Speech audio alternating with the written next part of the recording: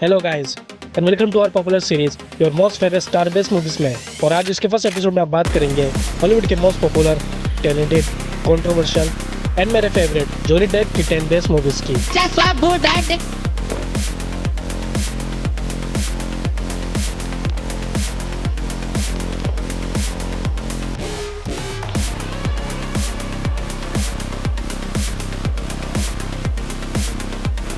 Johnny Depp जो अपने iconic role, comedy और किसी और वजह से भी जाने जाते हैं, बट हम आज इस वीडियो में उनकी पॉपुलर, रिकॉर्ड ब्रेकिंग और unique concept of best movies की बात करेंगे, जिसमें आपको action, adventure, love story, comedy, best graphics and yes bold scene experience करने को मिल जाएगी, जिन्हें मैं आगे जगह हाईलाइट कर दूंगा, तो वीडियो के अंत तक बने रहेगा। मैंने इनकी सारी मूवीज को IMDb रेटिंग के हिसाब से अरेंज की है, देन लेट्स वॉच।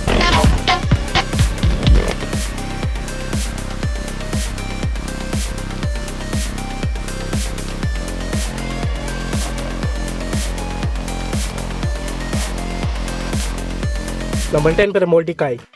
मूवी की स्टोरी शुरू होती है पेरिस से, जहाँ पर एक काफी कीमती पेंटिंग चोरी हो जाती है, जिसके बाद ये केस इंटरनेशनल बन जाती है। MI5 इस केस में इन्वॉल्व हो जाती है और काफी कोशिश के बावजूद उनके हाथ कुछ नहीं लगता। तो फिर वो एक फेमस डिटेक्टिव मोल्डिकाई के पास जाते हैं इस केस को सोल्व करवाने के लिए। देखा जाए तो वो डिटेक्टिव डम्ब होता है, बट काफी काबिल के साथ साथ उसे पेंटिंग की भी काफी नॉलेज होती है, जिसकी वजह से और कोई दूसरा रास्ता ना होने पर वो केस उसे दे दिया जाता है। तो फिर वो डिटेक्टिव अपने बॉडीगार्ड के साथ, जो एक सर्वेंट कम ड्राइवर कम ऑलराउंडर होता है, और अपनी आर्ट डीलर वाइफ के साथ इस केस को सोल्व करना शुरू कर देता है, जहां से इस मूवी की कॉमेडी और एडवेंचर शुरू हो जाती है। मूवी में आपको काफी unique story, crime mysteries, love story और कॉमेडी भी देखने को मिल जाएगी, जो R-rated होगी, तो उसे आप अकेले देखेगा। ये मूवी रिलीज हुई थी 2015 में और 5.5 IMDb रेटिंग के साथ हिंदी में अवेलेबल है।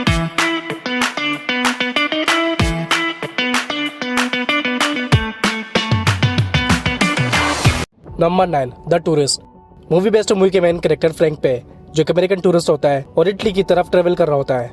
इस दौरान उसकी मुलाकात होती है एलिस से, जो एक ब्यूटीफुल और एक्स्ट्राऑर्डिनरी वुमन होती है, जिसके साथ फ्रैंक टाइम स्पेंड करता है, इटली जाता है और देखते ही देखते एक होटल के एक रूम को उसके साथ शेयर करता है, जो फ्रैंक के समझ के परे होती है। बट मूवी की टर्न पॉइंट तब आती है जब अगली सुबह एलिस लापता होती है और कुछ लोग फ्रैंक को मारने के लिए उसके पीछे पड़ जाते हैं, जिनसे कैसे भी करके फ्रैंक बच तो जाता है, बट उसे पता चलता है कि एलिस एक अंडरवर्ल्ड से बिलोंग करती है, जिसके पीछे कुछ बुरे लोग पड़े हुए होते हैं, और अब वही लोग फ्रैंक के पीछे भी होते हैं, क्योंकि फ्रैंक एलिस के एक प्लान का हिस्सा होता है।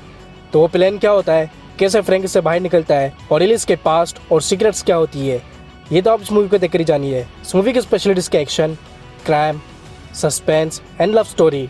मूवी में ना होने के बराबर ही लव मेकिंग सीन है, तो आप इसे अपने फ्रेंड्स और अपने फैमिली के साथ भी देख सकते हो। ये मूवी रिलीज हुई थी 2010 में और ये 10 में से 6 IMDb रेटिंग के साथ हिंदी में अवेलेबल है। नंबर 8 पर इस लिस्ट की best R-rated comedy movie the rum diary.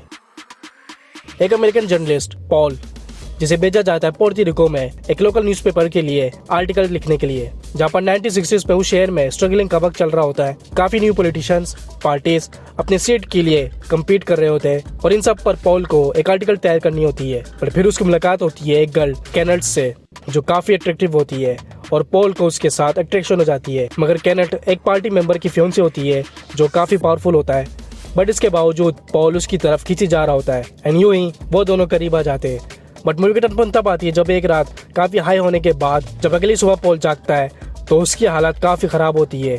उसके पीछे कुछ लोग पड़े हुए होते हैं और उसे लास्ट नाइट के बारे में कुछ याद नहीं होता, और फिर जहाँ से मूवी की confusion and comedy extreme level में पहुंच जाती है। यह मूवी टोटली पागलपंती, bold, love story, R-rated comedy और लव मेकिंग सीन से भरी हुई है, तो इसे आप अकेले देखेगा। यह मूवी रिलीज हुई थी 2011 में और ये 6.1 IMDb रेटिंग के साथ हिंदी में अवेलेबल है। नंबर 7 पर है डार्क शेडोज। मूवी की स्टोरी शुरू होती है बार्नबास कोलिन पे, जो एक गर्ल के प्यार में पड़ जाता है, मगर उसकी सर्वेंट एक विच काफी जेलिस होती है, क्योंकि वो भी बार्नबास से प्यार करती है, और जेल से में आकर वो बार्नबास की लवर को मार देती है एंड ब्लैक मैजिक के जरिए उसे एक वैम्पायर बनाकर सब लोगों को उसके खिलाफ कर देती है। और यूं ही सदियों गुजर जाते हैं। फिर एक्सीडेंटली कुछ लोग उसे जगा देते और बार्नबास 2 सेंचुरी के बाद जागता है, जहाँ पर उसकी विरासत के कुछ फैमिली रिलेटिव्स बचे हुए होते हैं, मगर उनके फैमिली बिजनेस पूरी तरह से बर्बाद हो चुकी होती है, क्योंकि वो विच अब तक जिंदा होती है और अब वो उस शहर में राज कर रही होती है। तो फिर बार्नबास उस माहौल में घुल मिलकर उनके तौर तरीके समझकर Barnabas doctor Julia Hoffman. My god, एक औरत डॉक्टर, कैसा वक्त है ये। ये सच में है? आई मीन के समझने की कोशिश कर कर अपनी फैमिली रेपुटेशन और बिजनेस दोबारा से बढ़ाने की कोशिश करने शुरू कर देता है। इस मूवी की स्पेशलिस्ट की fantasy, scary and dark comedy. वैसे अगर बुरा ना मानो तो तुम्हारी उम्र क्या है? 15। 15 और अभी तक कुंवारी हो तुम? तुम्हें तो तुरंत माँ बनने की तैयारी करनी चाहिए इससे पहले कि तुम 5 बन जाओ। तुम अजीब हो। इस मूवी में भी काफी बोल्ड सीन है तो उसे भी आप अकेले देखेगा, बट इसकी स्टोरी और कॉमेडी आपको बोर नहीं होने देगी, जिस वजह से मेरे हिसाब से इसे नंबर 3 की लिस्ट में होनी चाहिए थी। ये मूवी रिलीज हुई थी 2012 में और ये 6.2 IMDb रेटिंग के साथ हिंदी में अवेलेबल है। तुम्हें लगता है कि इस देश की औरतों के लिए मैं बहुत ज्यादा ही अजीब हूँ?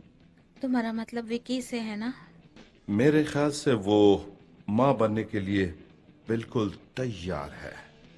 तुम बहुत ही ज्यादा अजीब हो। नंबर 6 पर आती है द लोन रेंजर। ये एक पीरियड मूवी है जिसकी स्टोरी शुरू होती है वेस्ट अमेरिका से, जहाँ पर एक लुटेरों को ग्रुप काफी पावरफुल होते हैं और अपने रास्ते में आने वाले हर विलेज को डिस्ट्रॉय करते जा रहे होते हैं। ठीक है, एक पुलिस ऑफिसर जॉन जो अपनी फैमिली को खो देता है और बदला लेने के लिए वो उन लुटेरों को पकड़ने की जिद में जुड़ जाता है। इवेंचुअली वो उनके काफी करीब पहुंच जाता है, बट उनके बीच एक गद्दार होने की वजह से जॉन अपने साथियों के साथ मारा जाता है। मगर मूवी की टर्न पॉइंट तब आती है जब एक लोकल सर्वाइवल टोंटो जिसे जॉन मिलता है और जिसकी सांस अभी तक बची हुई होती है।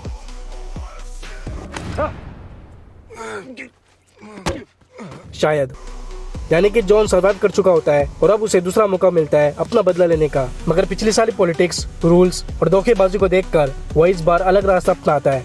एक मास्क का सहारा लेता है, जिसके बाद वो एक एक करके उन लुटेरों की टीम को मारता जा रहा होता है, लोगों की जान बचा रहा होता है और देखते ही देखते एक मसीहा बन जाता है और जिसमें इसका साथ देता है टोंटो। इस मूवी में आपको best action, adventure, crime, comedy and best graphic देखने को मिलेगी जो काफी ज्यादा अट्रैक्टिव होगी, तो सब जरूर दिखेगा। मैं पर्सनल रिकमेंडेशन। ये मूवी रिलीज हुई थी 2013 में और ये 6.4 IMDb रेटिंग के साथ हिंदी में अवेलेबल है। Number 5 secret window. इसकी स्टोरी बेस्ड है एक सक्सेसफुल राइटर पे जो अपनी क्राइम मिस्ट्री स्टोरी की वजह से काफी फेमस होता है, मगर उसकी पर्सनल लाइफ काफी डिस्टर्ब होती है और उसकी वाइफ के साथ उसका डिवोर्स हो चुका होता है। बट फिर वो अब तक की सबसे बेस्ट क्राइम मिस्ट्री बुक लिखने के लिए एक फॉरेस्ट में रुकता है। बट मूवी की टर्न पॉइंट तब आती है जब एक स्ट्रेंजर ये क्लेम करता है कि जो बुक वो लिख रहा है वो ऑलरेडी पब्लिश्ड है और वो उस स्ट्रेंजर की स्टोरी है, जिसे जानने के बाद वो राइटर टोटली शॉक हो जाता है कि जो बुक अभी तक कंप्लीट नहीं हुई, जिसे खुद उस राइटर ने अपने माइंड से लिखी है, वो ऑलरेडी किसी और की पब्लिश बुक कैसे हो सकती है, जबकि उस राइटर ने अपने न्यू बुक का जिक्र सिर्फ अपनी एक्स वाइफ से किया होता है। बट मूवी टोटली ट्विस्ट वाली तब होती है जब वो स्ट्रेंजर उस राइटर के पीछे पड़ जाता है और अजीब हरकतें करना शुरू कर देता है और फिर देखते देखते ये स्टोरी एक क्राइम स्टोरी में कन्वर्ट हो जाती है, just like his new book. इस मूवी की स्पेशलिटी इसके suspense, thriller, scary, crime mysteries और इसके ट्विस्ट जो आपको एंड में काफी ज्यादा शॉक में डाल देगी, तो उसे आप मिस मत कीजिएगा। ये मूवी रिलीज हुई थी 2004 में, ये हिंदी में अवेलेबल है और उसे IMDb रेटिंग मिलती है 6.5।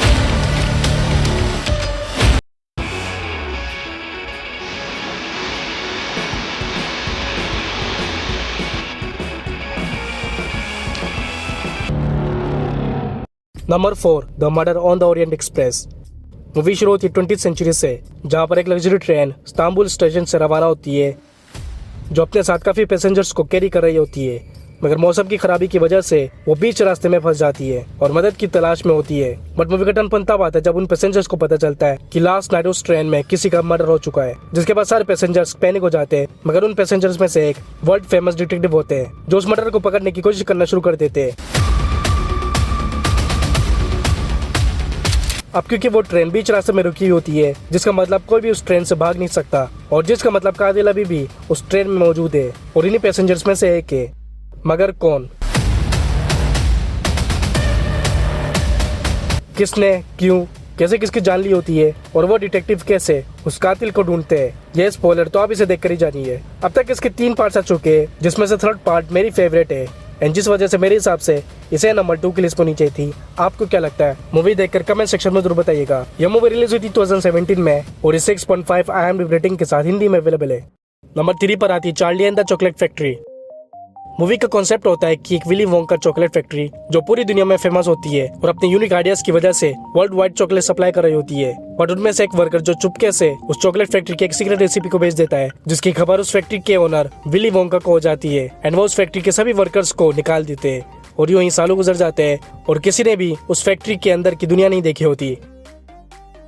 बट मूवी का टर्न तब आता है जब सालों के बाद वो फैक्ट्री एक अनाउंसमेंट करती है कि इस साल उनके चॉकलेट्स बार में से 5 चॉकलेट्स में गोल्डन टिकट्स है और जिस किसी को भी वो गोल्डन टिकट्स मिलती है वो उस फैक्ट्री में टूर करने के लिए आ सकता है। और फिर 5 लकी बच्चों को वो गोल्डन टिकट्स मिल जाती है एंड वादे के मुताबिक वो उस फैक्ट्री में जाते हैं एंड विली वोंका से मिलते हैं और जो अपने चॉकलेट फैक्ट्री का टूर करवाना शुरू कर देते हैं। बट वो सब इस बात से अनजान होते हैं कि वो कोई टूर नहीं बल्कि एक टेस्ट है। तो वो टेस्ट किस चीज की होती है और कौन कौन उस टेस्ट में पास होता है, ये जानने के लिए आपको देखनी पड़ेगी मूवी। इस मूवी की स्पेशलिस्ट के adventure, comedy, magic and fantasy scenes. ये मूवी रिलीज हुई थी 2005 में और ये 6.7 IMDb रेटिंग के साथ हिंदी में अवेलेबल है। नंबर 2 पर है स्लीपी होलो। मूवी बेस्ड मूवी के मेन कैरेक्टर एक बोट से जो डिटेक्टिव होते हैं और जिसे एक विलेज में मर्डर की इन्वेस्टिगेशन करने के लिए भेजा जाता है, जिसमें वहाँ के लोगों की पैरानॉर्मल तरीकों से डेथ हो रही होती है और इनका ये कहना होता है कि इन सब के पीछे एक सर कटे का हाथ है जो ब्लैक मैजिक के जरिए जिंदा हुआ है और इन विलेज के लोगों को मार रहा है। ये वो टाइम हुआ करता था जिसमें ब्लैक मैजिक और विचेस आम हुआ करती थी, मगर इकाबोट इन सब बातों में यकीन नहीं करता और उस मर्डर को पकड़ने की कोशिश कर रहा होता है। बट जैसे जैसे मूवी आगे बढ़ती जा रही होती है इकाबोट काफी क्रीपी और पैरानॉर्मल चीजें एक्सपीरियंस करने लग जाता है एंड ये कहानी एक अलग मोड़ ले लेती है। इस मूवी की स्पेशलिटी इसकी dark story, mysteries, horror, thriller and love story जो आपको बोर नहीं होनी देगी। मूवी पुरानी जरूर है बट मस्ट वॉच है। ये मूवी रिलीज हुई थी 1999 में और ये 7.3 IMDb रेटिंग के साथ हिंदी में अवेलेबल है। तो अब बात करते हैं उस मूवी की जो वजह बनी थी जॉनी डेप की सक्सेसफुल करियर की, पायरेट्स ऑफ द कैरेबियन।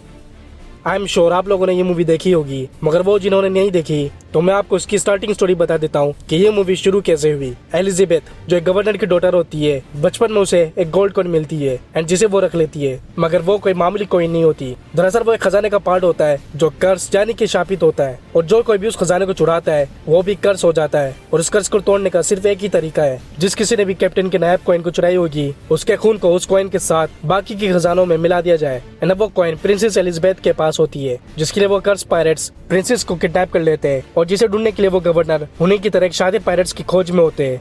और जो होता है कैप्टन जैक स्पैरो, ये वो वाहिद कैप्टन होता है जो काफी बदनाम और कर्ज में डूबा हुआ होता है एंड नशे में भी। तो प्रिंसेस डायना के बदले में उसे उसकी आजादी का ऑफर दिया जाता है और वो अपनी आजादी के लिए प्रिंसेस की खोज में निकल जाता है और जिसमें उसका साथ देता है प्रिंसेस का लवर विल टर्नर। अब तक इसके टोटल 5 पार्ट्स आ चुके हैं, जिसमें आपको पहले से बेस्ट स्टोरी, एडवेंचर और कॉमेडी के साथ साथ जॉनी डेप की भी बेस्ट परफॉर्मेंस देखने को मिल जाएगी, जिसी वजह से तो ये मूवी इतनी पॉपुलर हुई है। तो उसे आप मिस मत कीजिएगा एंड मेरे हिसाब से इस मूवी को नंबर 1 की लिस्ट में ही होनी चाहिए थी। इसकी फर्स्ट पार्ट रिलीज हुई थी 2003 में और ये 8.1 IMDb रेटिंग के साथ हिंदी में अवेलेबल है। तो गाइस ये थी टॉप 10 जॉनी डेप की बेस्ट मूवीज। मैंने अपने टेलीग्राम का लिंक भी नीचे डिस्क्रिप्शन में दिया हुआ है, जहाँ से आप सारी मूवीज को इजीली देख सकते हो और डाउनलोड भी कर सकते हो। तो जाकर सारी मूवीज देखिए और अपना फेवरेट मूवी कमेंट सेक्शन में जरूर बताइए और ये भी बताइए कि आपके हिसाब से कौन सी मूवीज को नंबर 1, नंबर 2 या नंबर 3 पर होनी चाहिए थी। और अगर आपको शार्प पर मूवीज देखनी है जिसमें आपको deadly survival, action, adventure, graphics और थ्रिलर के साथ साथ बोल्ड और इरोटिक सीन भी देखने को मिले, तो फिर हमारी video 10 best of shark movies की लिस्ट आपके लिए बेस्ट है। अब मिलते हैं नेक्स्ट वीडियो में, तब तक के लिए टेक केयर।